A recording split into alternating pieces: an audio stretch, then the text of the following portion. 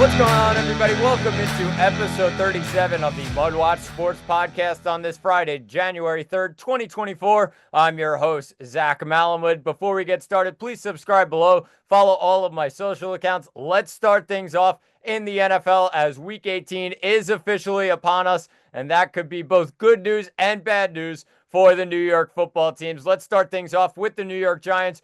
3-13 they sit at. They'll travel to the Link in Philadelphia on Sunday, 1 o'clock. They take on the 13-3 Philadelphia Eagles. For the Eagles, this one's basically a preseason game for them as they're going to be resting their top guys. Saquon Barkley, Jalen Hurts will both be out for this one, plus a lot more on the offense and defensive side. This one for the Giants, though, could be very impactful because a win could obviously screw up their draft position a lot more than it did from last week. And obviously getting that win against Indianapolis in the spot for the first pick, and all of a sudden that loss or that win, dropped them to the 4th overall pick. This week, it could be a lot worse if they end up putting up a good fight against Philadelphia in a game that Philly does not really need to win. It would be pretty classic of the Giants to completely screw themselves from getting a quarterback in this upcoming draft. That's the goal. That's the goal in mind, to get the quarterback.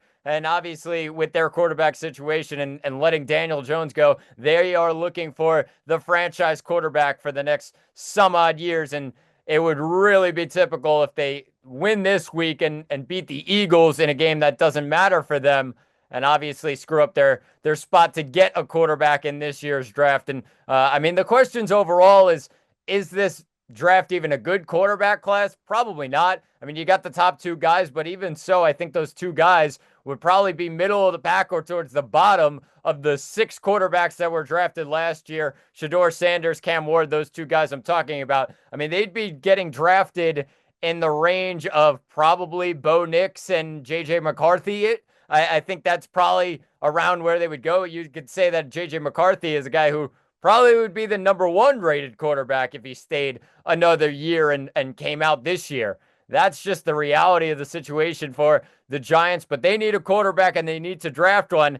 Doesn't look like they're going to be getting one of those top guys unless they lose this game. Maybe hope for one of those two teams of Tennessee or Cleveland to drop a game this week. Probably unlikely to happen. Cleveland on the road in Baltimore this week. And I mean, that's not going to be a even close game, you would say, in the end. And in a game, that Baltimore probably is looking for a huge win, and they definitely need to win that one for stakes in the NFC North division race, plus their seeding in the playoffs this year. So a lot still to go in terms of seeding in the AFC. But, I mean, the Giants really looking for that quarterback, and it looks like they're most likely going to have to trade up, maybe swap with a team like New England, who obviously already has their franchise quarterback, but could get some really good picks and some more added on from the Giants if they were to come up with a deal with New York in this offseason. So obviously a lot on the line for the Giants still in this game. Hopefully, for Giants fans' sake, that they don't win this one. But tune in 1 o'clock on Sunday. It's the 3-13 Giants against the 13-3 Eagles in Philadelphia.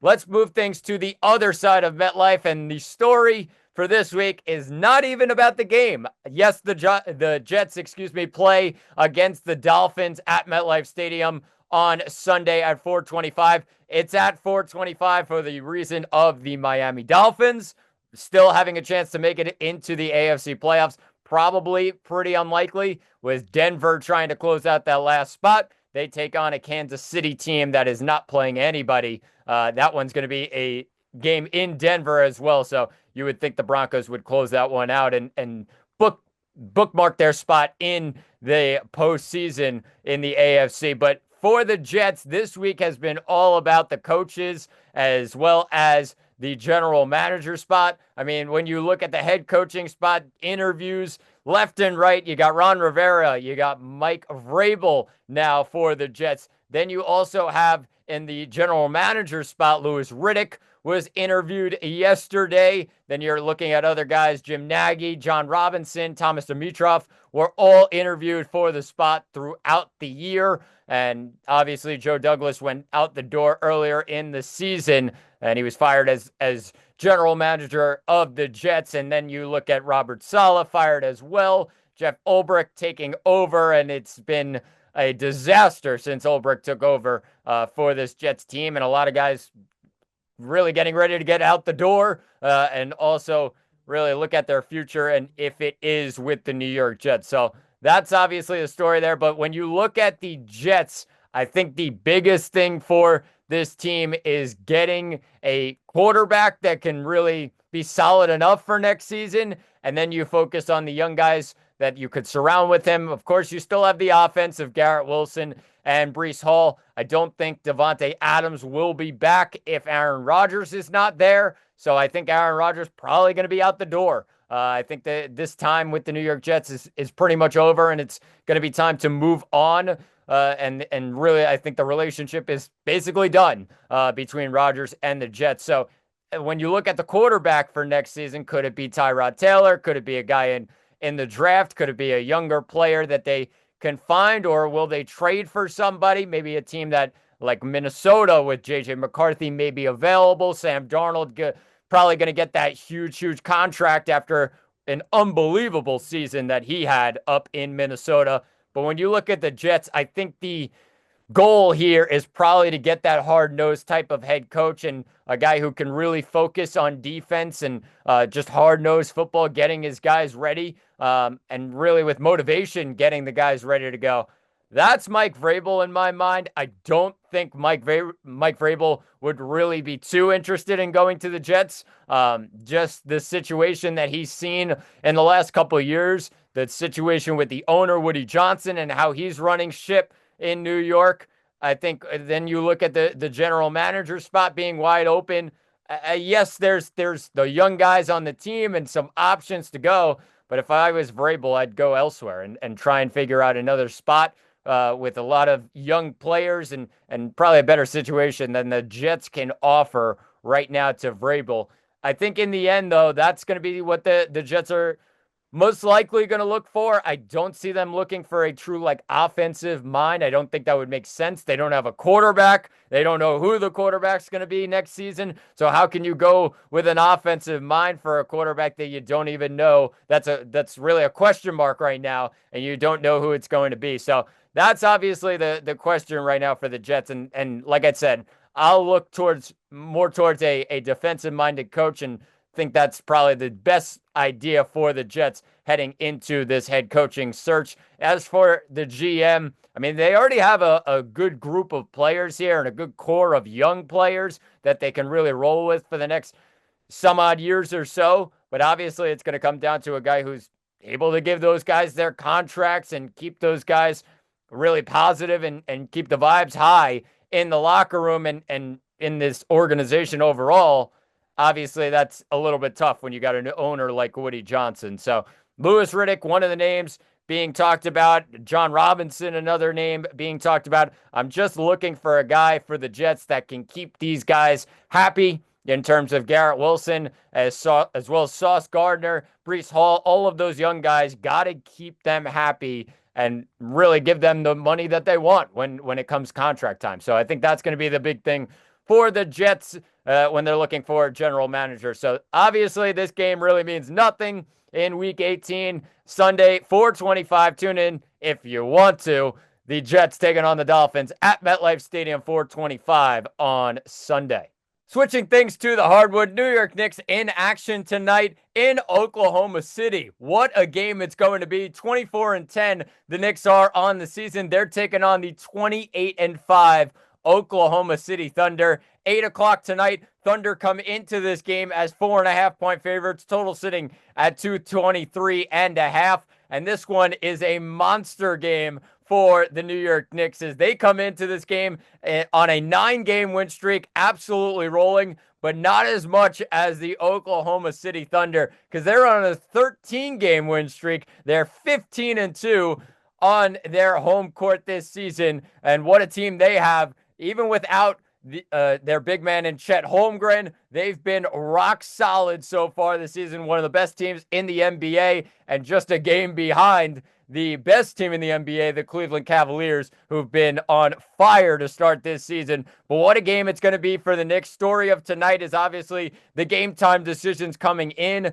Deuce McBride as well as Jalen Brunson, both game time decisions for this one. Brunson most likely going to play, it seems like. And obviously with a game of this kind of magnitude on the road, he wouldn't miss a game like this. Deuce McBride, on the other hand, obviously the injury during warm-ups the other day and to his hamstring. So obviously a little bit more cautious, you would say, for the New York Knicks. May not be able to suit up for tonight's game. But if they have Jalen Brunson in there, you think the Knicks could give OKC a bit of a fight? Just hold on to your seats, because Shai Gilgeous-Alexander leading this Oklahoma City Thunder team. They've been unbelievable so far this season, and Shai himself averaging 31 points per game as well as 6 assists per game this season. So this is going to be a great game, a dogfight of a game, as the Knicks, like I said, on a 9-game win streak, taking on a team that's on a 13-game win streak. So tune into this one. What a battle it's going to be. It's the 24-10 New York Knicks against the 28-5 Oklahoma City Thunder. Thunder 4.5-point favorites tonight at 8 o'clock in Oklahoma City. Let's finish things off today with a Sunday football preview. If you're new to this, each week 2 to 3 NFL games. However, it's week 18, and these games don't really mean too much. I mentioned the scenario in the AFC with Denver playing Kansas City. Denver wins. They clinch a spot. The rest of the games have to do with seeding for the AFC playoff picture. It looks like if Denver loses, then you got teams like Cincinnati, who are playing Pittsburgh tomorrow on the road, tomorrow night at 8 o'clock, and then you have the Miami Dolphins, taking on the New York Jets. Talked about that one earlier. That one is Sunday at 4:25. But because there's really only one really true impactful game on Sunday, I'm going to talk about that one game. And it comes on Sunday Night Football. Prime time, 8:20 on Sunday night. It's the 14-2 Minnesota Vikings traveling to Ford Field to take on the 14-2